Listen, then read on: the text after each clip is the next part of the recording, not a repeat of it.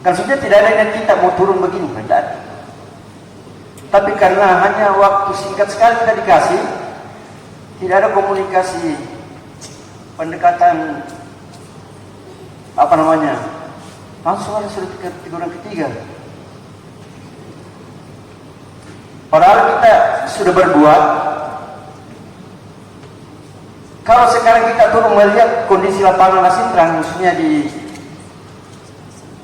tempat penjualan, tidak ada lagi pedagang kaki lima lapangan Masintrang 4 yang ada di trotoar. Bisa kita lihat sekarang. Sudah hampir 5 hari kita benar membenahi diri karena kita tahu bahwa menjual di atas trotoar itu adalah pelanggaran. Sehingga kami sebagai asosiasi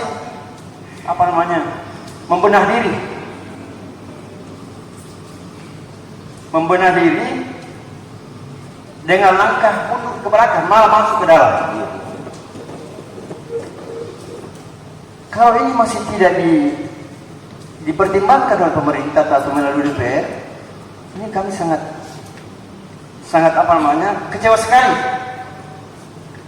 Karena kenapa? Kita ini mau diatur. Artinya mau diatur, dan kita itu bukan berarti menolak program pemerintah. Hanya kita mau bagaimana kedua-duanya bisa jalan. Pedagang kaki lima tetap menjalankan usahanya, tetapi pelanggaran diminimalkan. Bisa dilihat sekarang, Pak. Artinya kalau Anda masih belum yakin, bisa melihat kalau sudah ini bisa jalan-jalan ke lapangan Masintrang, tidak ada lagi box di atas trotoar. Karena kalau pedagang kaki lima itu sudah identik dengan trotoar. Di mana menjual kalau bukan di trotoar?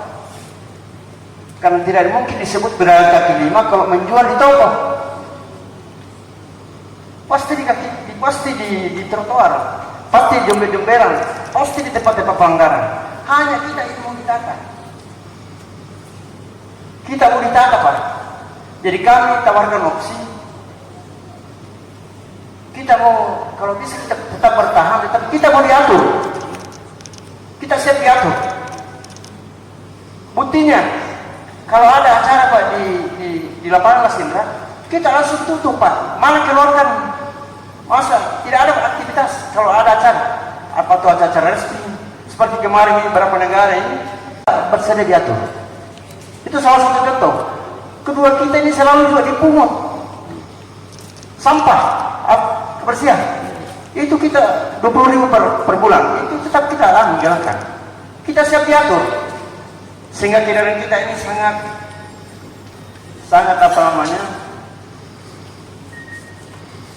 karena perlu kan informasinya bahwa saya juga mantan PNS, rasakan bagaimana itu kalau terputus gaji 2 hari, gaji terlambat 1 hari, apalagi kalau pedagang kaki lima tidak menjual 2 hari, bagaimana apa yang dia mau kasih anak besok berangkat ke sekolah?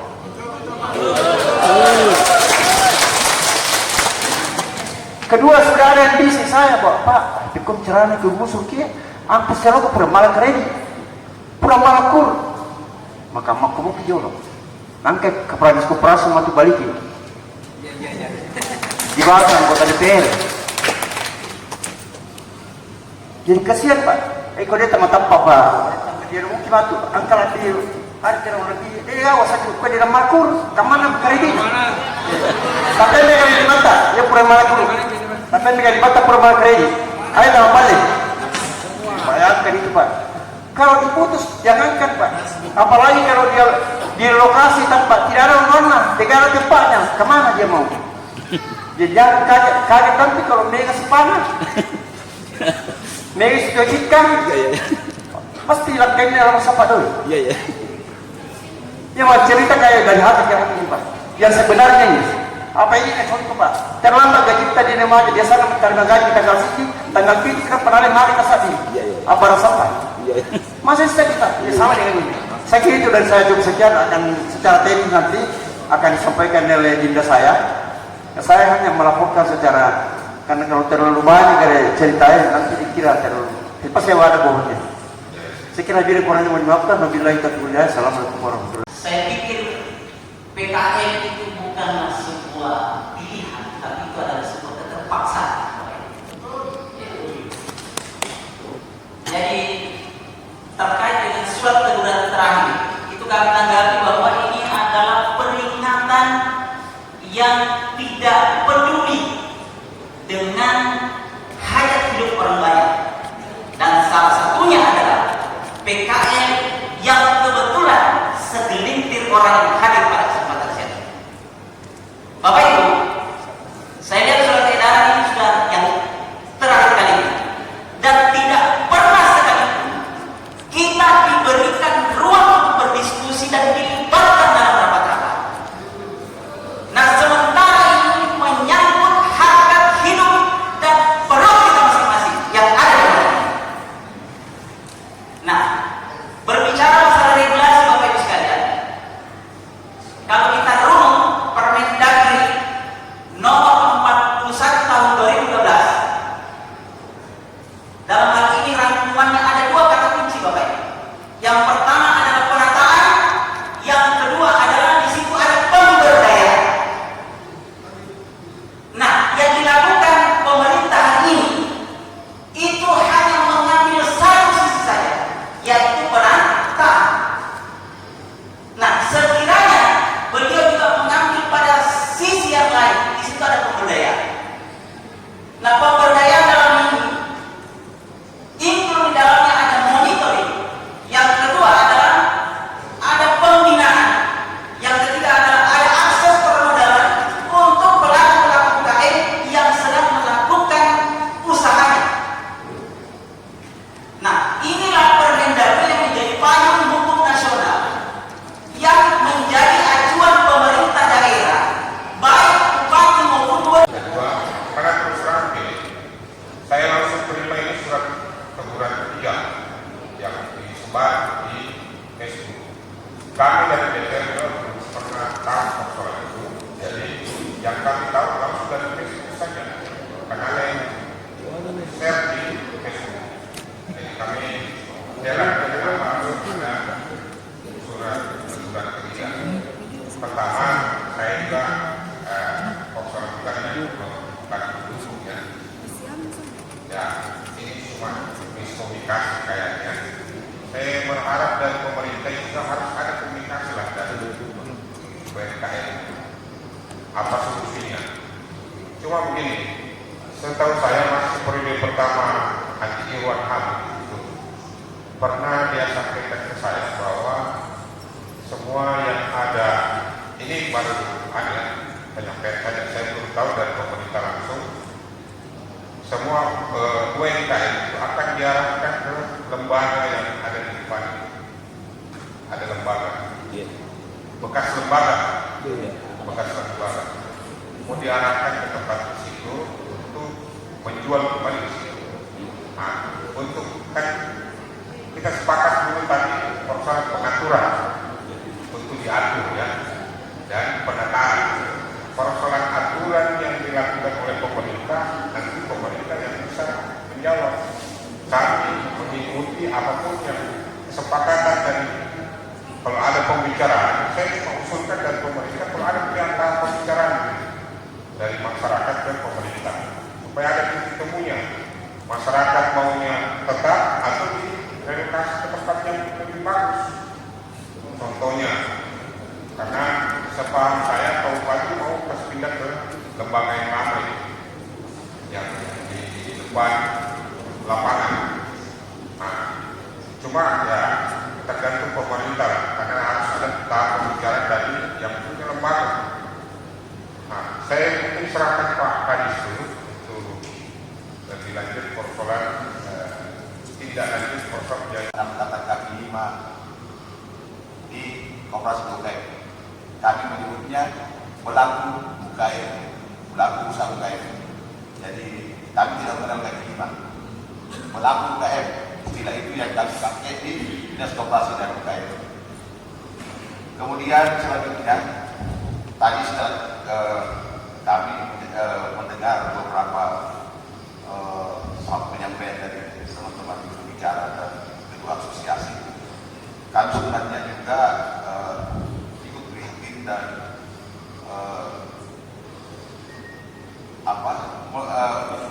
suasana kebatinan Bapak Ibu sekalian yang kami sudah tangkap bahwa ada bentuk-bentuk kecewa yang ada di dalamnya. Tetapi perlu saya sampaikan bahwa pemerintah daerah itu juga tidak sekonyong-konyong itu melakukan hal seperti itu tanpa didasari hal-hal yang mungkin menurut pandangan kami itu dapat mengganggu suasana ketertiban yang ada di daerah sekitarnya. Ini dalam tanda kutip ya, dalam tanda kutip. Seperti apa yang dilakukan oleh pemerintah Duren Jaya itu bukan datang seketika, mungkin ada faktor yang dongeng sehingga itu dapat dijadikan dasar untuk melakukan restrukturisasi yang ada di nasi rapat khususnya pelaku UKM. Kemudian selanjutnya pemerintah daerah itu kepada Bapak Bupati Jemberana itu juga tidak sekedar atau melakukan restrukturisasi di sana tanpa ada solusi. Beliau ini berapa kali sudah berjuang ke Kumham untuk dilakukan usulan terkait masalah lahan pemerintah daerah dengan lahan Kumham yang ada di lembaga persyaratan nomor 3 yang ada di sekitar lapangan Lasindra. Jadi itu sudah diusulkan beberapa kali. Namun hari ini belum ada tanggapan. Mudah-mudahan setelah dilakukan lagi proposal ulang, karena lahan yang ada di Bulu itu adalah dalam Pemda yang dipakai oleh Kumham, itu akan dilakukan usulan. Jadi Pak Bupati sudah berharap bahwa setelah itu di ACC maka insya Allah beliau akan mendorong semua pelaku usaha kecil menengah mikro yang ada di sekitar Lasindra Park itu masuk ke dalam lokasi. Jadi itu akan ditata dengan baik. Seperti itu. Jadi upaya itu tetap ada. Nah, untuk teguran yang terakhir ini, kami juga belum dapat konfirmasi setelah ada teguran itu bagaimana bentuknya. Nanti akan dijelaskan oleh teman-teman yang ada di Duren Jaya. Karena terus terang saja kami ini hanya masuk di wilayah pemberdayaan usaha kecil menengah mikro.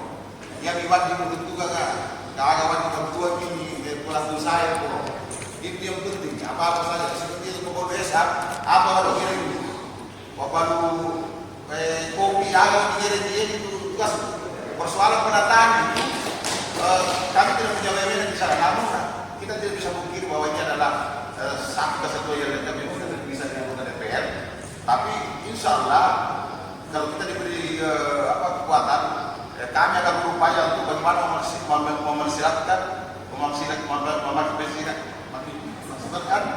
usaha kecil menengah mikro yang ada di situ untuk lebih berdaya. Karena kemarin kami sudah beberapa pelaku lainnya sudah kami bantu. Jero Pabutes, APR itu, Kapseler, Jero kopi ada mesin kopi heler ya pres makanan kemana? Dia ditukar di mampu ya buat Turki. Tapi dengan catatan dia harus mempunyai nomor itu berusaha. Nah, termasuk memfasilitasi terkait masalah permodalan, UKM, bank penerima guru. Ya itu tugas di bawah Alena kepala bidang UKM. Selebihnya terkait masalah penataan ada juga instansi yang akan mengatur diri sendiri. Tapi insya Allah setelah kita dialog semua aspirasi yang berkembang kepada rapat ini akan kami sampaikan ke Bapak Bupati. Nah ini kami sudah menyiapkan dokumen akan nanti dilaporkan sendiri di luar daripada kesimpulan rapat yang didapat dari hasil rapat yang mendapat dengan anggota DPRD. Itu saya berikan sementara. Kasih assalamualaikum warahmatullahi wabarakatuh. Kami sama, kami mitra sebenarnya. Mitra kami Komisi 4. Persoalan UMKM dengan persoalan permodalan. Kalau penertiban ada di Komisi 1. Nanti kalau memang kalau tidak ada solusi, kalau kami sampaikan, kami akan lakukan RDP. Kami akan memanggil semua stakeholder yang punya kepentingan yang besar, termasuk juga kalau bisa pemerintah kami undang Pak Kadis dengan Satpol PP. Dengan dasar apa Anda mengeluarkan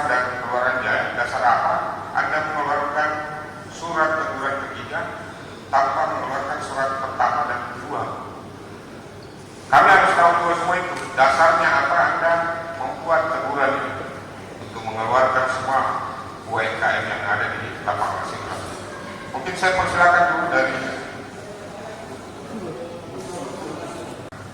kalau bisa Pak, kita titip nomor telepon tadi supaya nanti kalau dia jadwalkan dia hubungi, supaya komunikasinya bahwa siapa kita mau undang dari pihak kita, maksudnya kita mau undang Pak Camat, Pak Lurah, Pak Lingkungan, atau apa.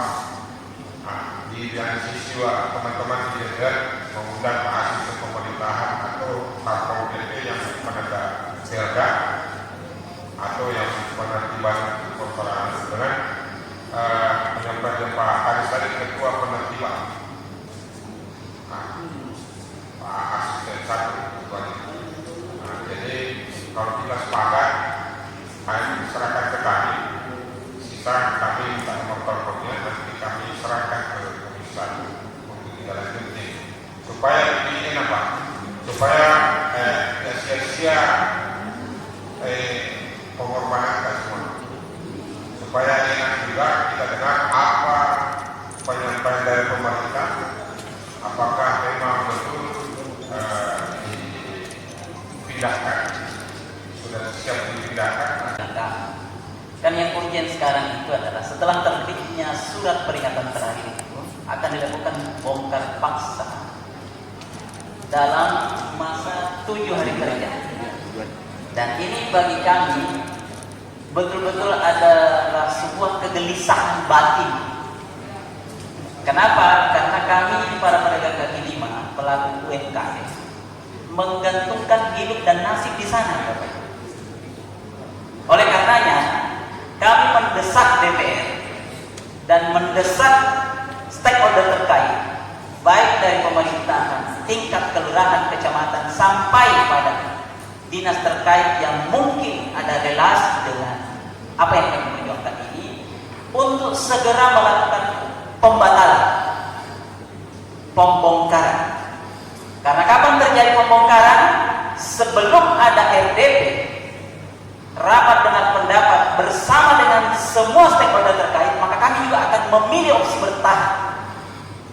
Kenapa? Karena keputusan hadir mulai dari surat peringatan pertama sampai terakhir tidak pernah kami dilibatkan untuk berdiskusi.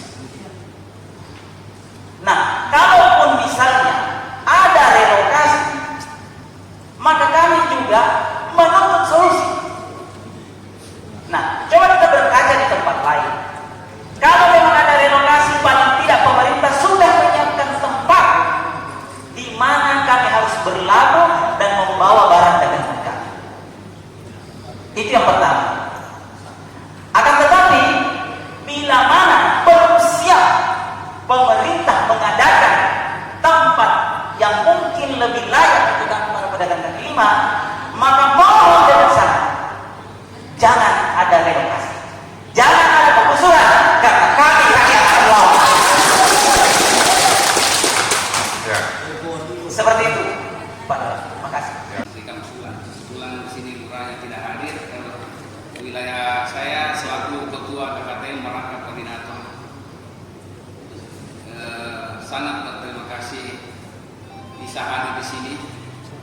Kenapa saya katakan sangat berterima kasih? Karena saya punya warga di bibir jalan di Jalan Jambu itu bergantung pada penghidupannya di sana.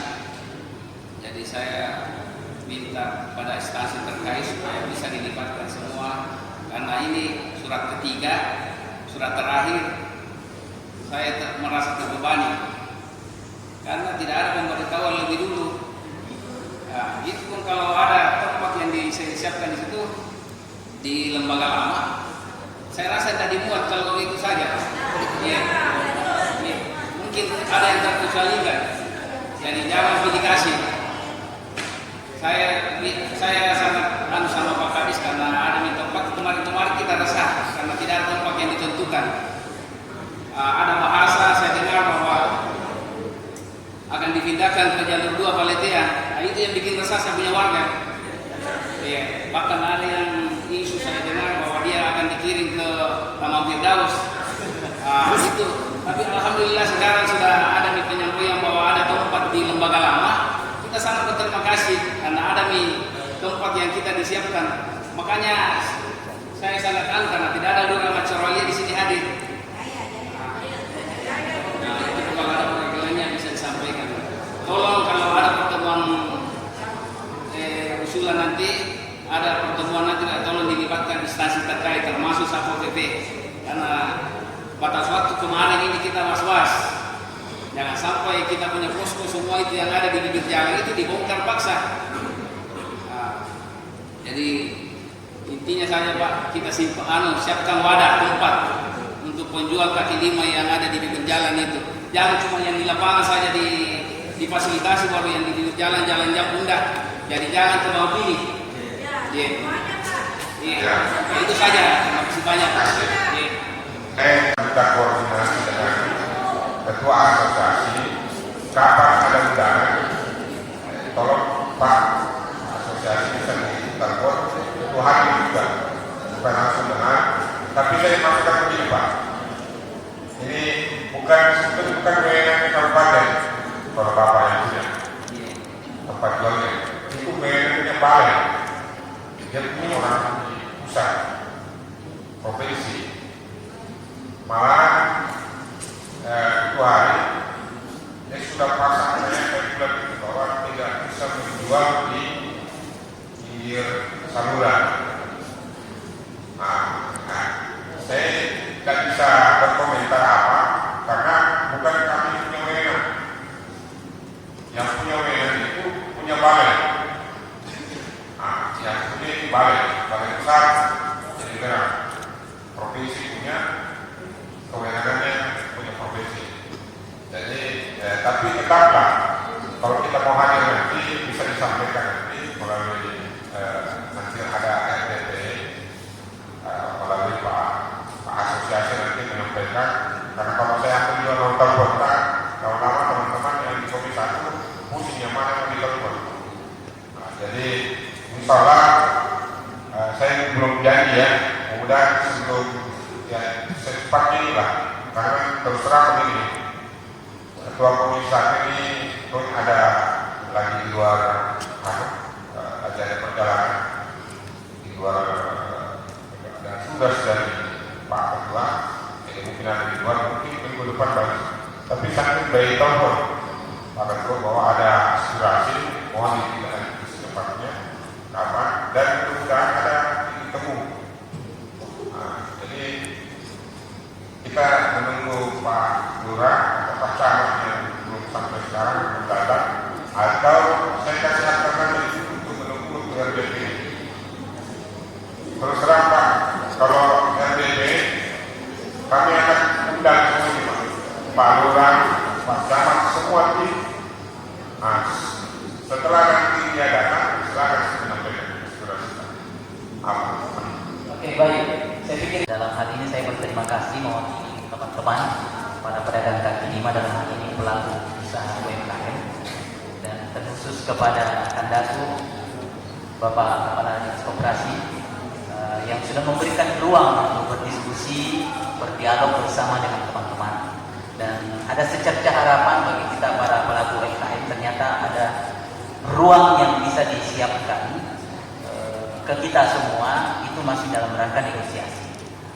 Kemudian mungkin karena kita bertemu kebetulan di sini, kebetulan yang disengajakan, ya mudah-mudahan komunikasi bisa berlanjut lebih intens dengan Dinas Koperasi dan UMKM demi pengembangan dan pemberdayaan para UMKM ke depannya. Amin. Amin. Jadi terkait tentang ke depan, saya kira aspirasi kami sudah disampaikan. Kalau menunggu Pak Lurah dengan Pak Camat. Ya, terakhir Pak.